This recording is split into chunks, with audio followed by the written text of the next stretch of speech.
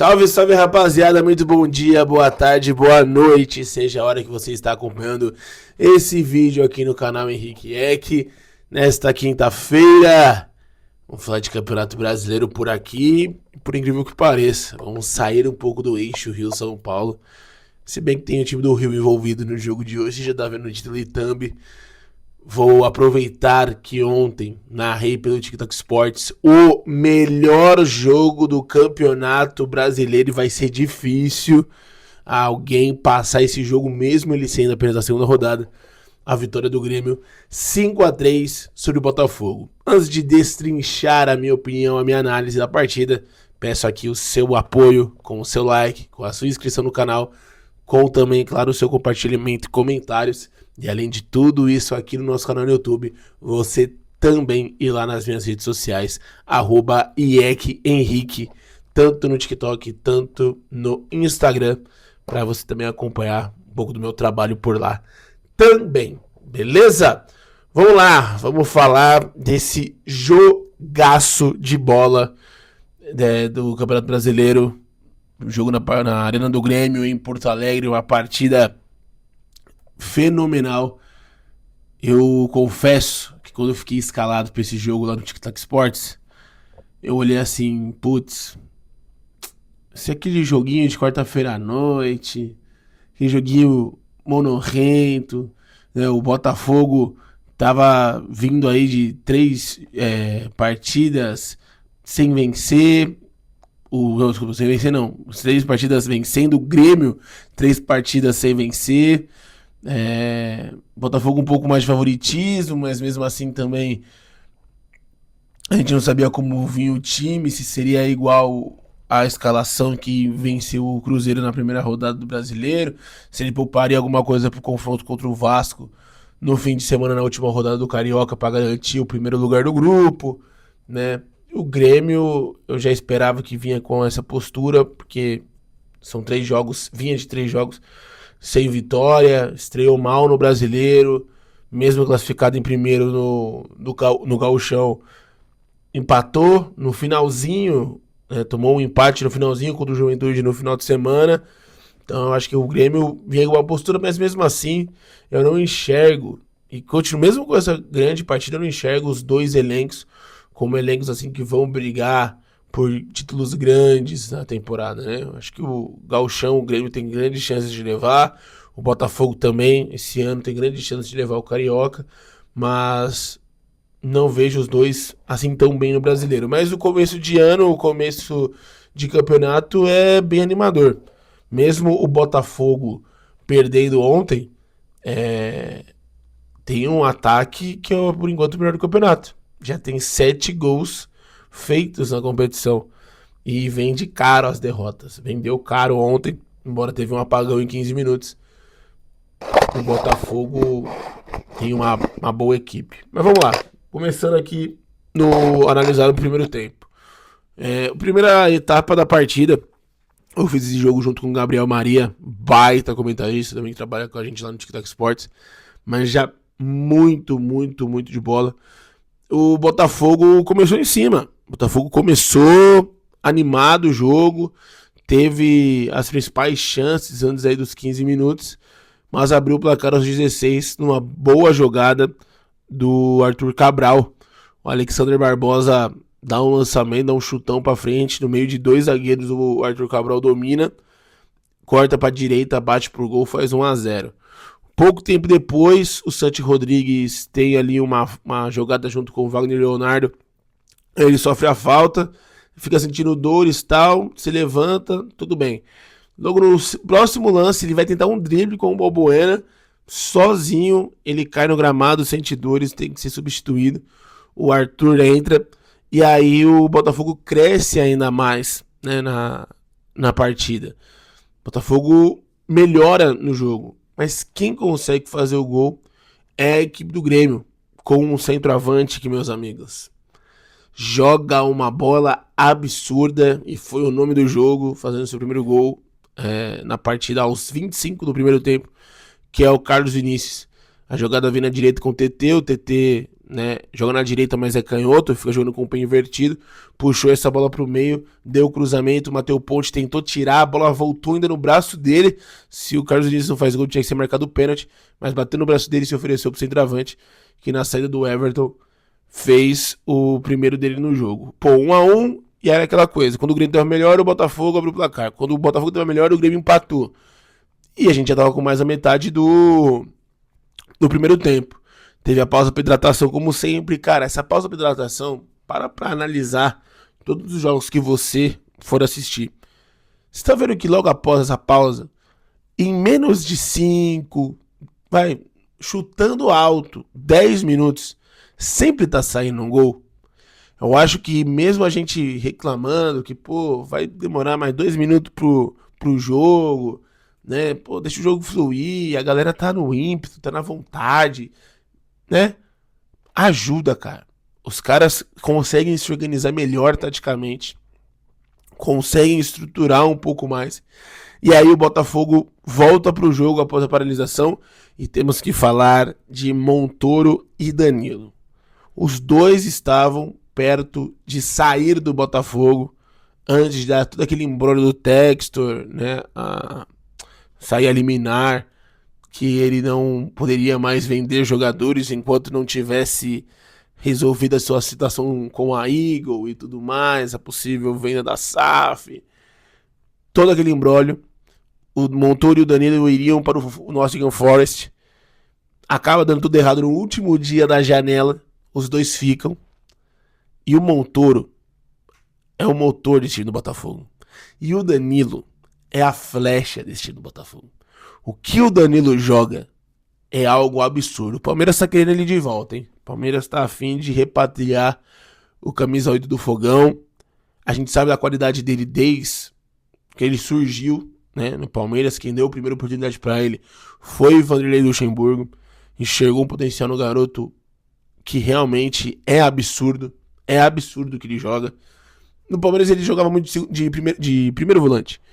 Na equipe do Botafogo, ele tá fazendo esse papel de segundo e tá comendo a bola. Ele recebe um passe, de novo falando do Montoro, genial, do camisa 10, por cima da zaga, aquela bola que assim, ela é a altura para você não conseguir erguer o joelho, e se você também não consegue descer de cabeça, muito menos tentar tirar com o pé, no time correto. E o Danilo entrando, pisando na área do jeito que a bola vem, metendo uma pancada de canhota. Ela pega no teto do gol, né? Pega na parte de cima do gol. Um golaço do Botafogo, fazendo 2-1. E o Botafogo, a gente falou, gente, quem tava achando que o Botafogo não brigaria por, no mínimo, Libertadores, eu acho que o título realmente é difícil, tá? Eu acho que o título realmente é complicado pro Botafogo. Com as suas perdas, né? O elenco já não é nem mais metade do que era o elenco de 2024. Mas por Libertadores, ainda dá. Claro que vai ter a janela do meio do ano, tem todo esse embólio político da equipe. Isso pode acarretar coisas mais pra frente, mas o início, ele é bem animador. Bem animador. Mesmo com a derrota de ontem. E... bom, o Botafogo faz 2-1. O jogo volta a ficar no domínio da equipe carioca. Tem a lesão do Monsalve. E entra o William já nos acréscimos. O William, ex-Premier League, ele entra nos acréscimos do primeiro tempo. Vai pro jogo, mas assim, não consegue fazer muita coisa, já tava na reta final. Legal. Vamos pro intervalo. Times vão pro vestiário, daquela coisa, e tem aí a troca que pra mim muda todo o cenário da partida. O técnico do Grêmio, o Luiz Castro, ele tira o Pavon, camisa 7, pra entrar o Amuzu, né, o belga, com a camisa 9. O Amuzu tava cotado pra começar a partida. A gente via aí as prévias das escalações, era o Amuzu de fato, junto do Carlos Vinícius lá no ataque. Ele preferiu colocar o Pavon. E de fato o Pavon não fez um bom primeiro tempo. As jogadas da equipe do Grêmio estavam muito pelo lado direito, muito por esse lado do campo. junto com o TT, junto com o João Pedro, e a esquerda tava quase nada acionada. E isso muda o cenário no segundo tempo. Muda o cenário no segundo tempo, porque o Amuso, já com 1 minuto, faz uma fumaça, mas uma fumaça pra cima da zaga da equipe gremista. Assim, absurdamente. E aos 6, ele acha uma jogada pra cima do Vitinho, aqui na direita da defesa do Botafogo, cruza na cabeça do Carlos Vinícius, mas na cabeça do Carlos Vinícius. O Carlos Vinícius tá na corrida, ele só vira a cabeça, não precisa subir, ele não precisa forçar a cabeçada, ele só deixa a bola bater na passada do corpo. Um golaço típico de centroavante, mas destacar a jogada do Amuso. E o Amuso é tão incisivo, tão pra cima, que 6 minutos depois, aos 12, vai fazer uma jogadaça na ponta, sofre o pênalti. Quem cobra? Carlos Vinícius, fazendo o primeiro hat-trick do ano no futebol brasileiro. E típico de centroavante, uma bola cruzada que sobra na área, ele mete o pé pro gol, um de cabeça e um de pênalti. Pra mim, hat-trick perfeito do camisa 95 do Grêmio, que faz uma partidaça, levou a bola do jogo pra casa, mais do que merecido. E aí o que estava 2-1 já se torna um 3-2 com menos de 15 minutos. Então é um apagão no início do segundo tempo aqui do Botafogo. É um apagão.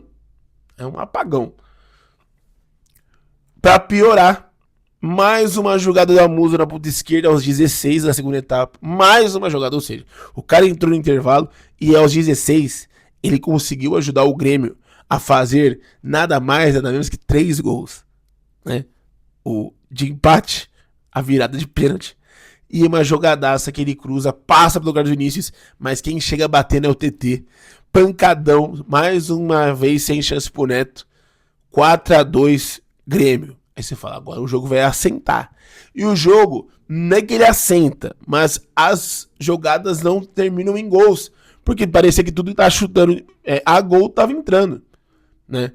E aí o jogo dá aquela cadenciada, mas mesmo assim é um jogo propositivo das duas equipes. O Grêmio faz as substituições, ele coloca o Edenilson no lugar do TT, ele tira o Carlos Vinícius, coloca o André Henrique. Tem mais algumas substituições de pegar aqui. Eu tô até com o caderno do jogo. Vou até mostrar pra vocês aqui as anotações que eu faço durante as partidas. É muito jogo já que eu fiz esse ano, hein? Pelo amor de Deus, aqui, ó. Aqui.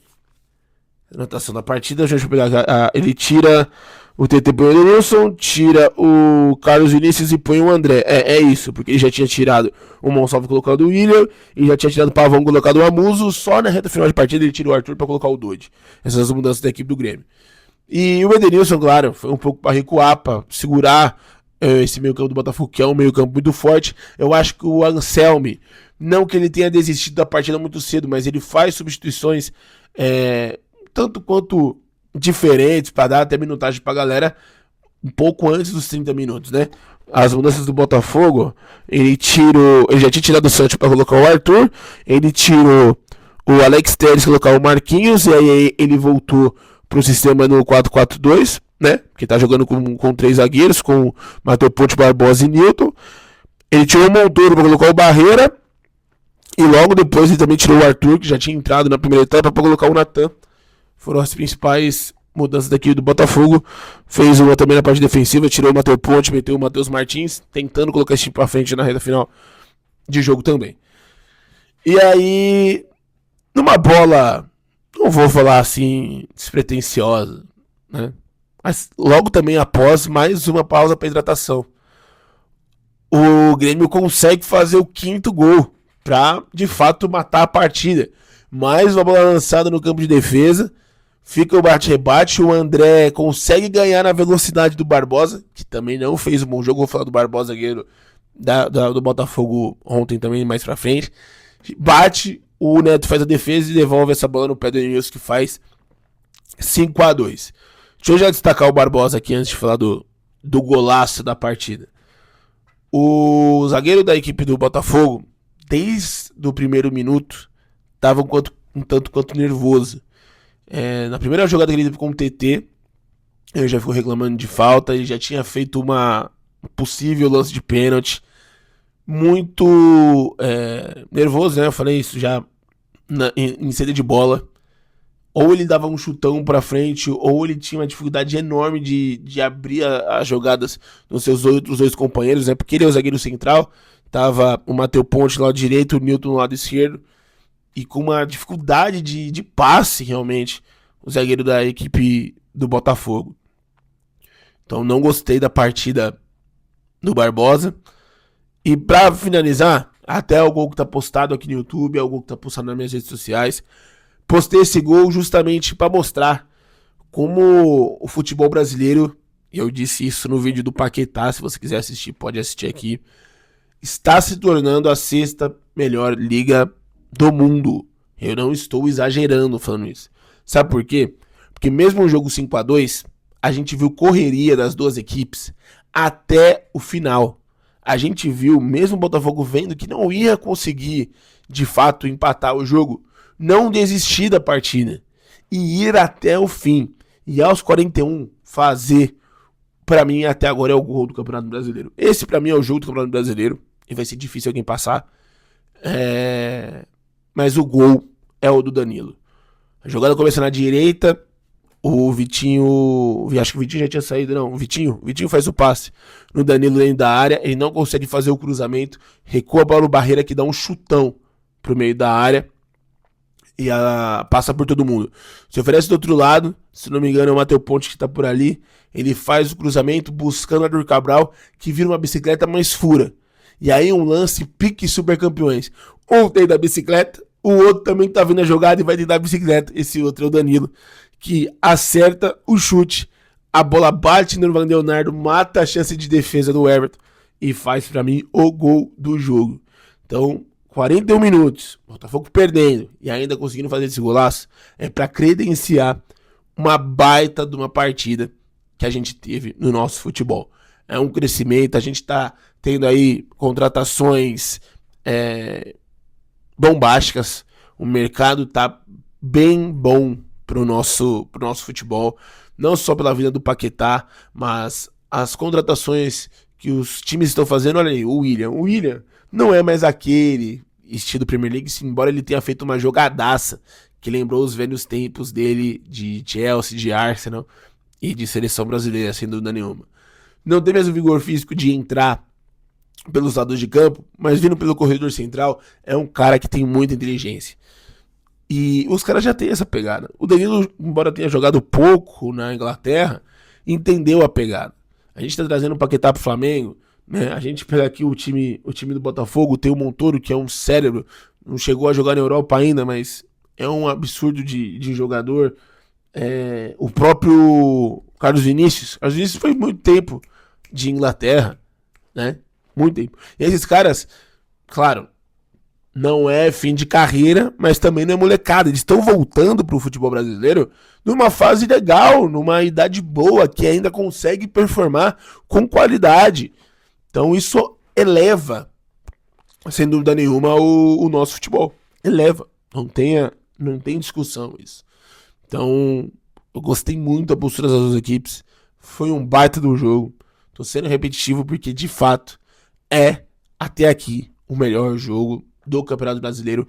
E vai ser difícil alguém tirar, sem dúvida nenhuma. Hoje eu espero narrar mais um grande jogo, também no TikTok Sports, também às 9h30 da noite.